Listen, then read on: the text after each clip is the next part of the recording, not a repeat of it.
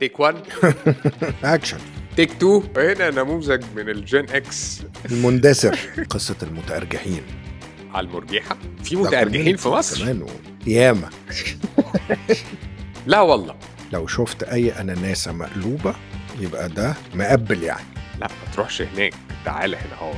الزروطة الكتير دي انا ماليش فيها. وفي ثقافات فيها الست بتتجوز اكتر من الراجل. يا راجل تعالوا نلايط. سبح يا برنس. سبح مش افندي. انا والله المفروض بعد كده يعني ايه كمان 5-10 سنين ياخدوني يحطوني في المتحف بقى. الناس تيجي تتفرج. لا ده كلنا هيحطونا في المتحف كمان 5 سنين يا معلم، لان احنا خلاص راحت علينا تماما. وهنا نموذج من الجين اكس متعدد الهويات. المندثر. جين اكس المندثر. هتحكي لي عن ايه النهارده؟ بص بقى يا معلم، النهارده عايزين نتكلم في قصة المتأرجحين. على المرجحة؟ لا مرجعة ايه يا برنس، صح معايا كده. طيب بص، المتأرجحين دول اللي هي ايه ترجمتها؟ سوينجرز. السوينجرز دول اللي هم متبادلين الأزواج والزوجات، لأن هو مفيش ترجمة صحيحة سليمة للموضوع ده. طيب احنا ممكن نقترح اسم جديد نسميهم المتعربدين. المتعربدين حلو جدا. المتعربدين ده ده واضح ان انت برضو معايا على الخط في الموضوع ده، لان انا الموضوع ده يعني مش رافضه انا، هو كل واحد حر. انا طبعا في الاخر الناس حرة، بس انا ماليش يعني مش هينفع اعمله ولا عملته، ولا بالنسبة لي حاجة تستهويني او حتى تبقى افكر ان هي ممكن تبقى لطيفة يعني. بس هو انا عندي سؤال بس صغير، لان انا ايه انت حاطط عليا على طول وتقول لي خليك مع الناس وما تبقاش مش عارف سوفسطائي وما تبقاش مش عارف برجوازي وما تبقاش طب انا عملت ارستقراطي. ايه يا عم؟ احنا محتاجين نتكلم عن حاجة ليها علاقة بالمجتمع بتاعنا، بالثقافة الثقافة المحافظة، لا الثقافة هو انت المصرية، فاكرني الثقافة المسلمة، هكلمك بس على المسيحية، المتأرجحين في الملوخية. العالم؟ لا انا هكلمك على المتأرجحين في العالم وفي مصر. في ده متأرجحين في كوميونتي مصر؟ كمان. بص يا معلم، في متأرجحين في مصر ياما. لا والله. لدرجة انه اصلا في احصائية عن كم القضايا اللي اتمسكت. القضايا اللي في قضايا اتمسكت. في 2015 اوكي. 2015 2017 2021 و2024. دي ما هي قضايا القصة ايه؟ هي دولت متأرجحين اتمسكوا في مصر، ده معناه ان لو اصل انت لو مسكت 4 ده معناه ان في 400 لسه تانيين مش ما اتمسكوش. فانت اللي معلن او اللي انا عرفت اجيبه 5-6 قضايا. ما احنا عايزين بس الاول نتكلم عن القصة نفسها والسوينجينج والسوينجرز وايه هم وليه وايه علاماتهم، لان دي حاجة برضو مهمة جدا قبل ما نتطرق هم في مصر ولا ما فيش في مصر، لان هو ده عالم كبير. اوكي يعني اتفضل. السوينجرز جلوبالي في العالم كله هيعرفوا بعض ازاي؟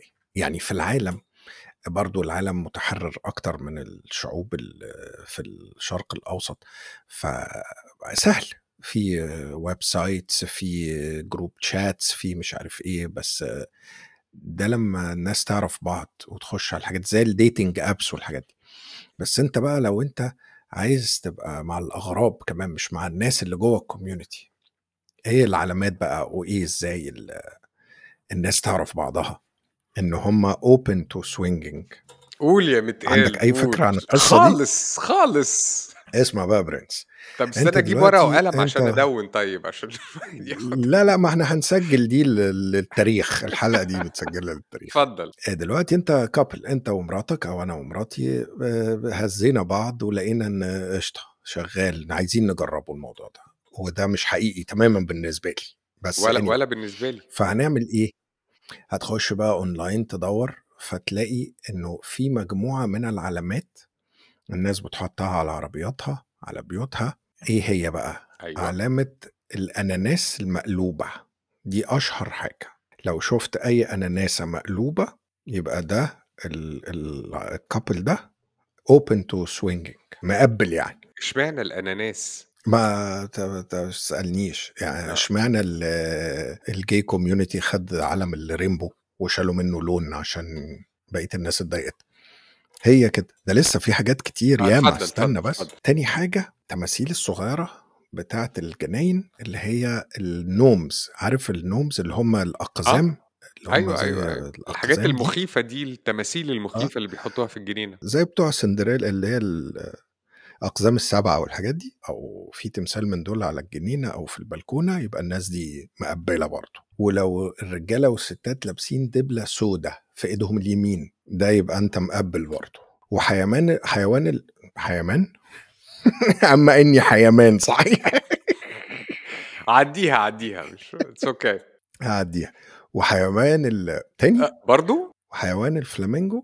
دول أشهر 4، 5 حاجات، علامات الناس بتتعارف بيها، إن لمّا تشوف البتاعة دي تبقى أنت مقبّل في موضوع تبادل الأزواج والزوجات ده. قبل الإنترنت والسوشيال ميديا والstickers اللي على العربيات، يعني أكيد الموضوع ده تاريخيًا بيسبق الظواهر الاجتماعية اللي موجودة حاليًا. وارد جدًا طبعًا، وارد جدًا إن هو تاريخيًا من زمان، بس أنا ما رُحتش بقى ورا كده. أنا اللي لقيته قريب في ال15، 20، 30 سنة اللي فاتوا كفاية وعاجبني جدًا. ما اضطريتش أرجع ورا أكتر، بس هو تاريخيًا أكيد موجود، بس هتلاقيه بقى زي مجتمعاتنا بقى. مجتمعاتنا هتلاقيها في المستتر كده، هم زمان تلاقيهم كانوا كده برضه، واحد بيهز مراته والّا واحدة بتهز جوزها، ما يقبّلش ويتخانق، وبعدين يرجعوا يكلّموا بعض، فيبصوا بصّة تانية في الموضوع، فيشوفوا ناس يهزّوهم، تلاقي 5، 6 couples يلفظوهم، وبعدين في couple يقبّل، فيبتدوا يعملوا يعني أكيد كانت ماشية كده زمان. إنّما دلوقتي أنت في websites وفي dating apps يعني للموضوع ده مسخّرة. اسمهم إيه بقى؟ أقول لك اسمهم، أنا عندي اسمهم على فكرة. ودول ادّيني. بيخش عليهم المصريين وكل الناس في الميدل ايست برضو. واحد اسمه SLS سوينجرز، SLS سوينجرز لايف ستايل. والتاني اسمه ايه يا برنس؟ كان معايا في الشنطة، كان معايا كان معايا في الشنطة. فات لايف، معرفش ايه فات لايف دي، FET لايف. دول اشهر 2 المصريين بيخشوا عليهم باسامي مستعارة وبVPNs من جوه مصر. بس انت ايه رأيك بقى في التبادل ده؟ إيه رأيي في التبادل ده؟ يعني في واحد صاحبنا أنا يعني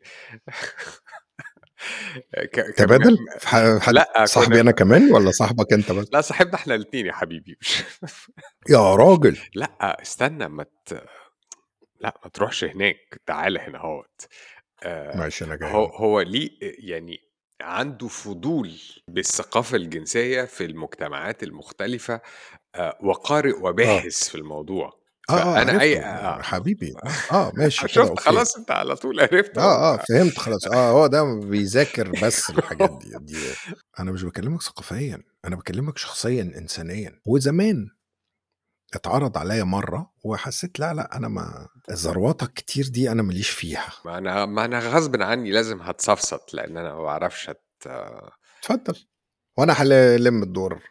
بُص، أنا هاتبعتر وأنت لمّني. في نظريات كتيرة أوي ليها علاقة بفكرة الmonogamy، فكرة الأحادية بتاعة إنّك أنا الاحاديه مع بتاعت مع الجواز مراتي، او أو سيبك حتى برّه النطاق بتاع المنظومة بتاعة الجواز، إن هو الراجل ده مع الست دي، وهُم دُولة بس كده أهو. ففي ناس كتيرة جدًا anthropologist بيقول لك إن ده يعني حاجة، قرار إحنا خدناه في التطوّر الاجتماعي. أيوه، مم. شكرًا، في التطوّر الاجتماعي بتاعنا، إن هو ليه فوايد اجتماعية. التأرجح. لأ، فكرة الأحادية في العلاقات الأحادية ما بين الراجل أيوه. وما بين الست. وفي مجتمعات منهم وثقافات منهم المسلمين already عندهم polygamy، تعدُّد الزوجات already حاجة موجودة. وفي ثقافات فيها الست بتتجوّز أكتر من الراجل. وفي تاريخيًا لمّا كُنّا عايشين في الكهوف، كان النسب للست مش للراجل، لإن إمم. الراجل كان بيروح بيصطاد، يا بيرجع يا ما إمم. بيرجعش. اللي ما قاعدة يرجعش. ومسيطرة على الكهف ومسيطرة على الأطفال الأم. هي الأم. سِت. ف إمم. فالراجل راح خلاص ما رجعش، بييجي واحد تاني. فده تاريخيًا. وفي ثقافات لمّا هنتكلم بقى على العربدة، بومباي في إيطاليا، لمّا البركان اللي اسمه فيسوفيو البركان اتفجر راح قضى على الثقافة دي كلها. كل الرسومات الجدارية لقوا إن الناس ديت كانت ناس مقضيها مهيصة. مقضيها مقضيها مقضيها عربدة. فعلا. اوكي. ايوه ايوه. وفي القصص اللي هو البيبليكال بقى فرشور موجودة في القرآن، ما اعرفش اذا كانت برضو دي قصة موجودة في الانجيل والتوراة. اه اه اه. القوم ان بتاع الناس لوط كانت مهيصة في برضو اوقات. دي ايوه ايوه. الناس كانت مهيصة. ففكرة هو ده التهييص اكيد انه زمان الناس كانت مهيصة، طبعا، لانه زمان لا كان في مونوجامي ولا جواز ولا منظومة ولا بتاع زي ما انت بتقول الكهوف ومرحلة طويلة من حياتنا بعد الكهوف. كل ده في الهجا في التسالي يعني. وجاء في نقطة بقى ابتدينا ان احنا نقول لا، بقى في فكرة الدين وفي منظومة اجتماعية معقدة مركبة، في فكرة التوريث، ان في الكابيتال وفي رأس المال وفي الثروة بتاعت الفرد، وانك انت عايز بقى توديها لعيالك، فانت عايز تبتدي تحفظ النسل والنسب. ليها أبعاد اجتماعية ثقافية نفسية اقتصادية، في إنك أنت لا، العربدة دي مش كويسة، حطها مش على جنب، هتنفع. مش هتنفع. احنا محتاجين ايه هتخسرنا. محتاجين نلم الموضوع. طبيعي جدا ان احنا دلوقتي بعد مئات السنين او الاف السنين، انا راجل ودي مراتي ودولت عيالي، وخلاص على كده. وهو خلاص على كده هو. لا ما فيش يا معلم، رجعنا بقى، رجعنا عشان عايزين تغيير زهقنا بقى، فعايزين نرجع اللي بالنسبة لي very interesting الأبعاد بقى الثقافية والاجتماعية والاقتصادية اللي دلوقتي تخلي إن الموضوع ده يبتدي يرجع ويبقى ليه مكان ومساحة في مجتمع محافظ متدين، مسلم عربي مسيحي مش عارف ايه. لا، تعالوا نلايط. فده ده الكونتريبيوشن بتاعي يا مان في القصه ديت. شايف ان هي علامه ان احنا كثقافه وكمجتمع ابتدينا نفقد هويتنا، وابتدينا نبقى في مرحله من لا ثانية البطرخه. واحدة، أنا مش شايف إن هي ليها علاقة بثقافتنا ولا مجتمعنا خالص. أنا في كل المجتمعات والثقافات أنا شايف إن دي حاجة مش مش منطقية بالنسبة لي شخصيا. أنا بتكلم عن رأيي إن دي يعني تو ماتش المليطة دي. بس يعني أنتوا بتعملوا أورجيز بس مقننة، إن هي بين الأزواج والزوجات، عشان أنتوا تحسوا إيه إن أنتوا يعني مش مبتذلين. ما تروح تعمل أورجي، ما تتجوزش بقى، عيش بقى مليطة. بس انا متخيل ان هي مش والفكرة مفيش نفسها، discrimination، يعني هو الناس اللي بتحب تعمل هو الموضوع ما ده ممكن فيش يكونوا متجوزين او discrimination، مش متجوزين. بس ما اروحش ابدل بقى مراتي مع واحد تاني وانا اخد مراته ونبقى مع بعض في السين. ما هو ده هي الاكشن كده، هو ايوه دي السوينجينج كده. عربده. احنا بنروح مع بعض كده، نعمل كده ونروح ونيجي بقى على بعض كلنا احنا الاربعة وكده، فاهم؟ فدي بالنسبة لي يعني اولا مش مثيرة، و وزروطة كده زي ما بقولك ماليش فيها، فاهم؟ يعني انا مش عايز مش يعني ما هتشوف حاجات انت مش عايز تستهونيش، تشوفها. ما تستهونيش، فاهم؟ غير يعني لا، والفكرة بتاعت انه انا مع حد تاني غير مراتي ومراتي مع حد تاني غيري، دي مش مقبولة بالنسبة لي. يعني احنا لو مش عارفين نسخن الدنيا في حياتنا، ننفصل وكل واحد يعيش حياته بقى، يعمل اللي هو عايزه. لان انت في حاجة برضو سايكولوجيكال واجتماعية كده، ان انت بتاعها وهي بتاعتك، ففي حاجات كده ما ينفعش تشاركها مع الناس. حاجات بتاعتك ما ينفعش تشاركها، ده فاهم؟ اكيد. زي غياراتك كده، مش هينفع، ما ينفعش تبدل غيارات انت مع يا زميلك، ابني انا ما فاهم؟ بحبش اشارك حد في طبق الفول بتاعي، هشارك حد في مراتي؟ طبعا لا. طب انا عايز اسالك سؤال. احنا اتفضل. اتكلمنا دلوقتي ان هي جلوبالي، هي انا بالنسبه لنا ما تاكلش معانا خالص، وان هي موجوده في العالم كله وفي مصر وبكثره في مصر وموجوده. هل تعتقد انه بتاع البرجوازيين والاغنياء، ولا بتاعت كل الناس في مجتمعاتنا؟ ما بيتهيأليش ان هو اكسكلوسيف لطبقة اقتصادية معينة، سواء بقى إمم.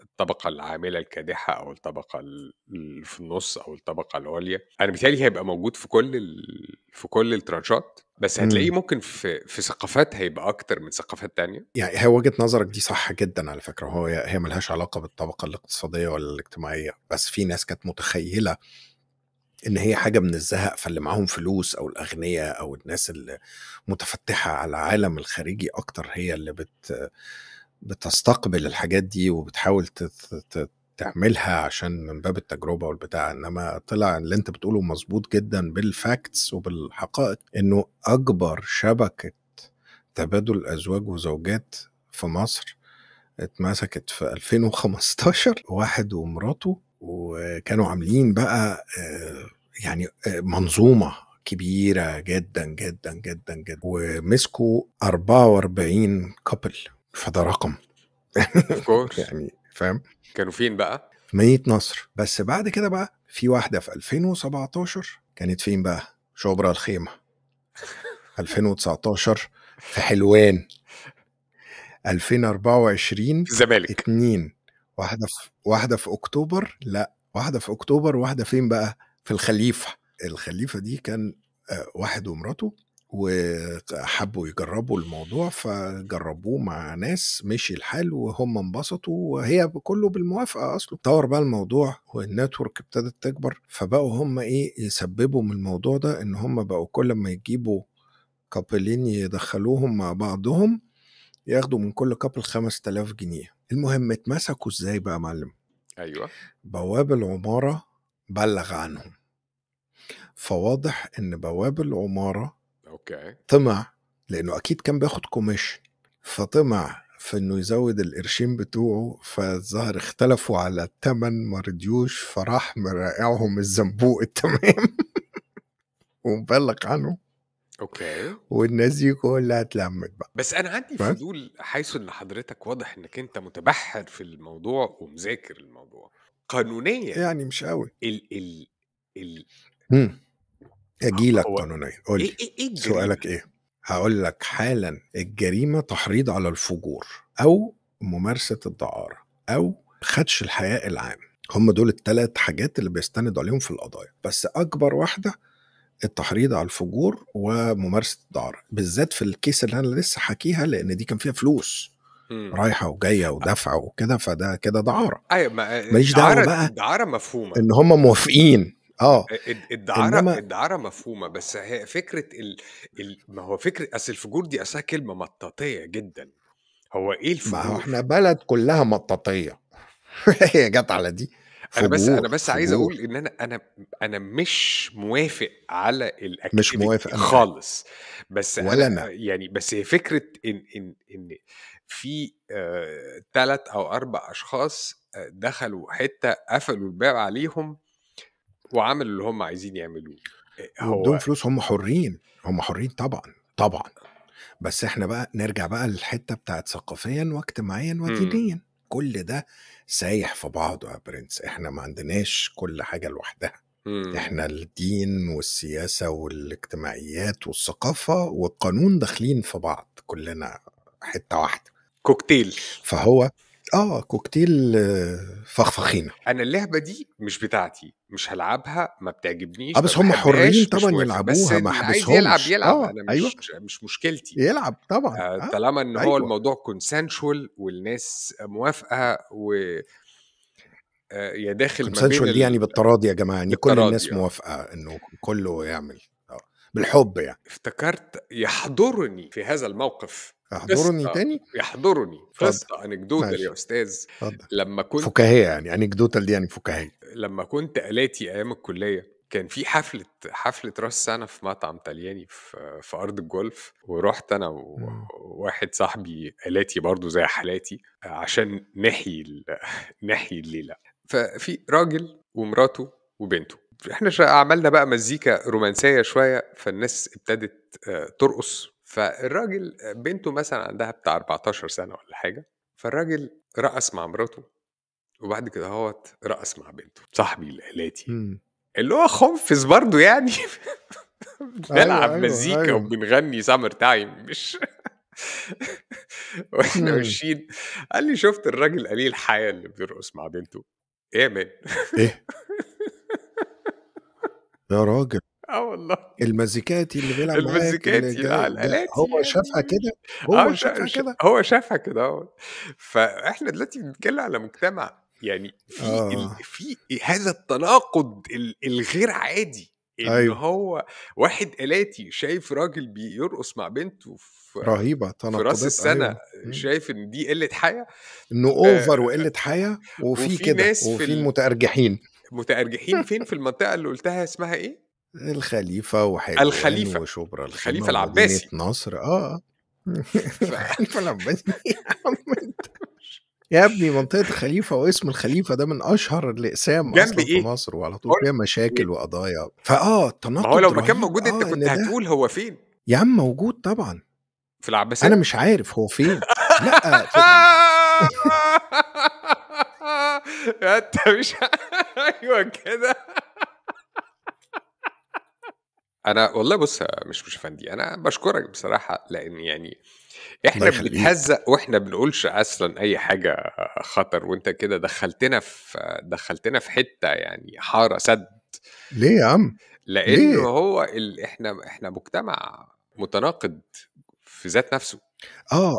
ده جدًا، إذا كان أنت لسه بتقول حالًا القصة اللي مزيكاتي زيك والراجل بيرقص مع بنته آه، وقال لك بُص قِلّة الح الوسخ الفاجر قلة الحيا قليل قِلّة الحيا، الأب قليل الحيا اللي بيبسط بنته وبيرقّصها في حفلة لطيفة، وعندنا swingers ومتأرجحين عايزين نهدى على بعض شوية يا جماعة والله محتاجين وقولوا نهدى لنا جامد نهدى ويا ريت كده والله فعلًا أنا نِفْسي أعرف ال14 شخص اللي بيتفرّجوا على القناة بتاعتنا إيه رأيهم في هذا أنا نِفْسي يعني لو أنتم 14، 15 واحد يا جماعة قولوا لنا هل إمم. هي الموضوع يستاهل إنه تبقى قضية وتحريض على الفجور والناس تتحبس ويضيع مستقبلها، والّا يتاخدوا يتهزّقوا ويدفعوا غرامة مبلغ كبير ويتفشخوا ماديًا ويروحوا لحالهم وهيبقوا اتفضحوا وخلاص، فخلاص بقى، والّا هي فعلًا مستاهلة إن هو لأ تحريض على الفجور ويتحبسوا ويروحوا في 60 داهية، ما هو عايزين يلعبوا اللعبة دي يلعبوها بعيد عننا مش ناقصين قرف.